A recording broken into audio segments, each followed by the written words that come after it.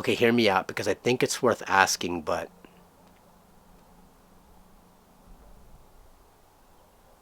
do I even consider myself an overlander?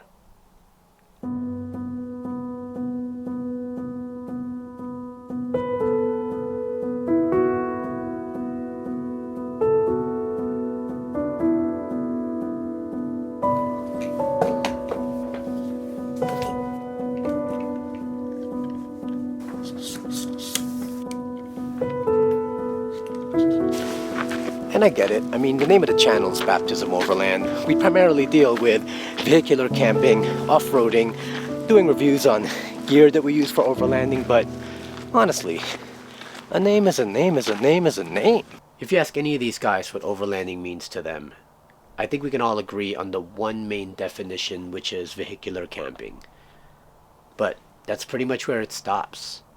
Overlanding means something different to every person. Does it involve expedition? Does it involve exploration? Does it involve adventure, off-roading? Is it frowned upon to be at campsites? Is it frowned upon to have an area where you have electrical and water? There's all these things that people will come up with to really fully define what overlanding means.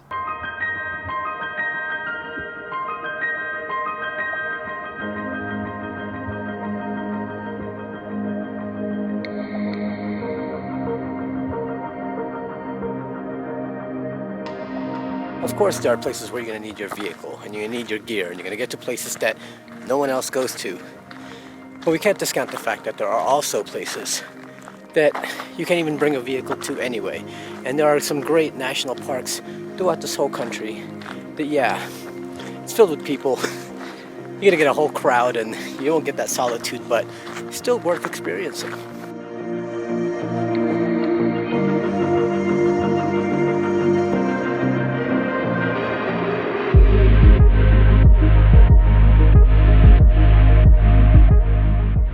This place, this country, this world has so many beautiful places that the vehicle is just another way to get there.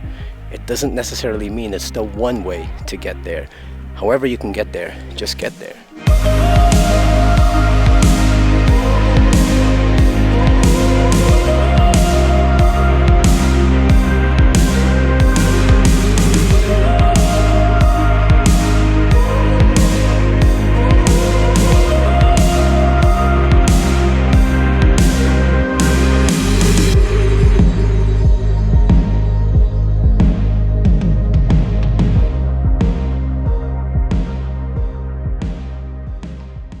Take this place for example. We're staying at Under Canvas in Moab, Utah, and this is probably the most polar opposite of overlanding as you can possibly get. We have a really nice luxurious tent, a soft bed, a full shower, and a toilet. We have all the amenities just being given to us. Not a lot of thinking going on here.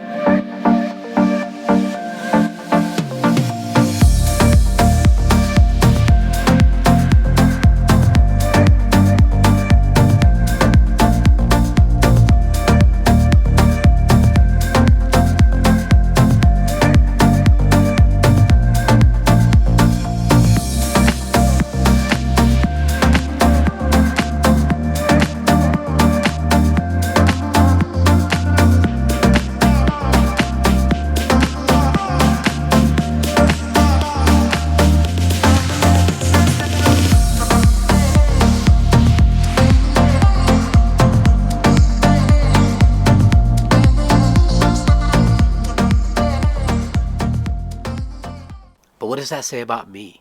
Because I am truly enjoying my time here, but I can already hear people saying something like, well, if you consider yourself an overlander, then why would you fly into a city, stay in some luxurious place? That is not the spirit of what we do, and they would be right. This is definitely not overlanding.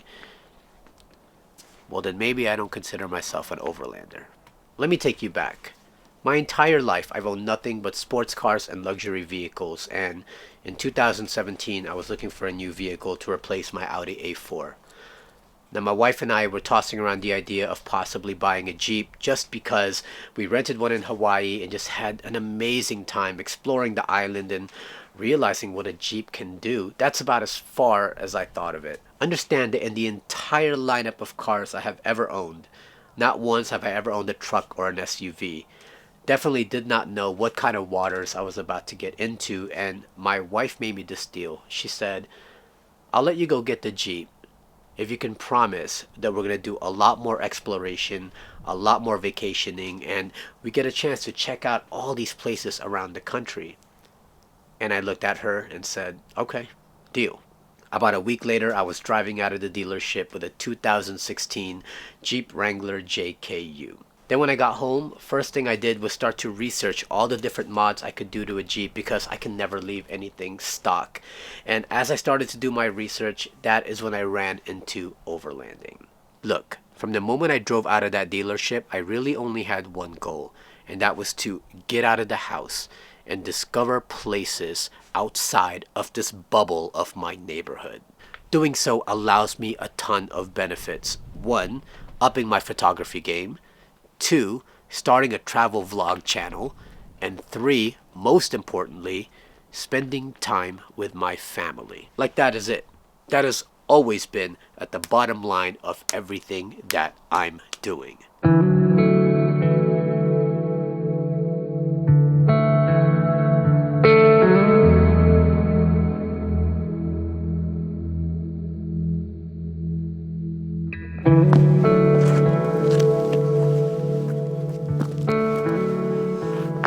See, here's the thing. I used to be a part of a ton of Facebook groups, especially when I first started overlanding. But then eventually I ended up just unjoining those groups. For the most part, the community is great. I have met some amazing people along the way, but there were just a select few that every time I logged on, I would see certain comments made by these people that would just turn me off from the entire hobby altogether.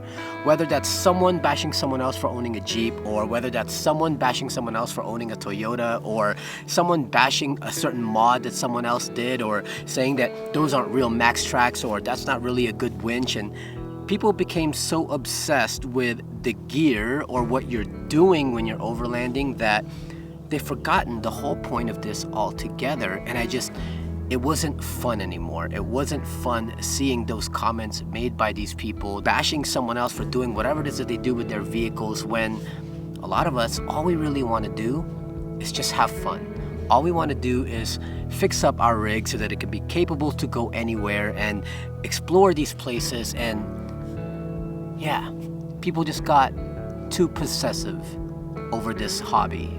I don't know.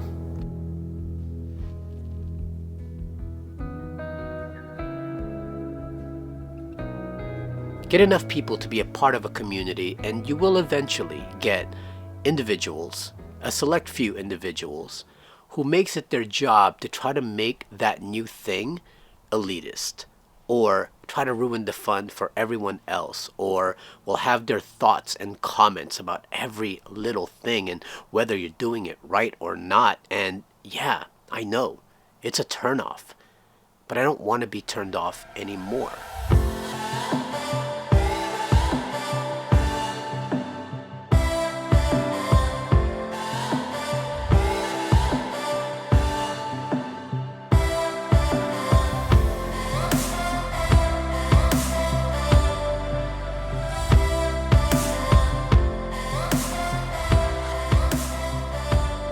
I mean, look at this.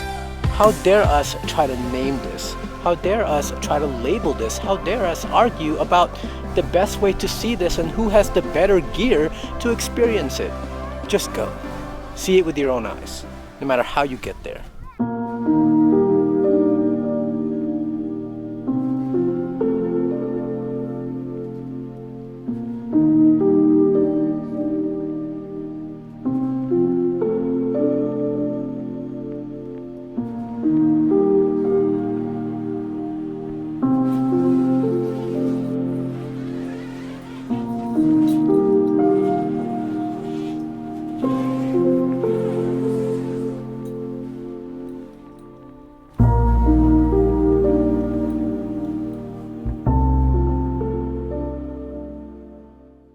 Overlanding is a tool. It is a tool we use to discover places we could otherwise not see as a regular tourist. You know what else is a tool? Backpacking is a tool. Jet setting is a tool. Sailing is a tool. We don't need the hammer with every job. We don't bust out the 50mm lens with every photo shoot. You don't gather the orchestra for every musical arrangement. You gather the tools you need to discover the places that you want. And in this situation, I didn't need my Jeep. I didn't need my Max Tracks. I didn't need my Roto Packs. I just needed my luggage and my wife and a couple of plane tickets to discover a place that I have never been to before.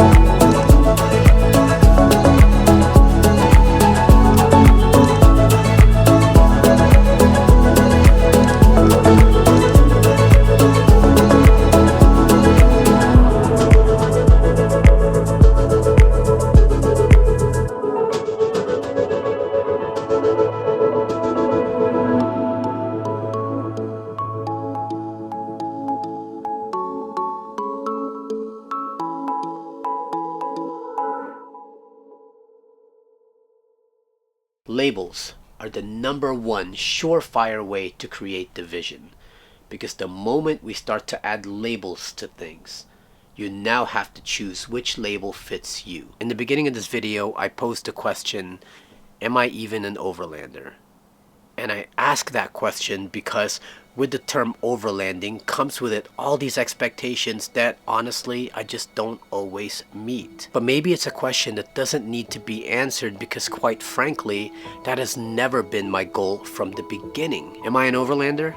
Yes. But I'm also a camper. I'm a glamper. I'm a hiker. I'm a content creator. I'm a photographer. I am a husband. I am a father. I am all of these things because I am not just one of these things. I made this video for all of you who might have ever been a target of someone else saying you're not doing something right, or that you're not doing the right mods, or buying the right gear, or you're buying knockoff gear, or you're just some mall crawler. Don't listen to them. Instead, listen to your heart and try to remember why you started doing this in the first place, and the fun that you had doing all of this before everyone started judging you for what it is that you do. Don't follow trends. Don't listen to what anyone has to say. All you have to do is be 100% honest and genuine with what you're doing.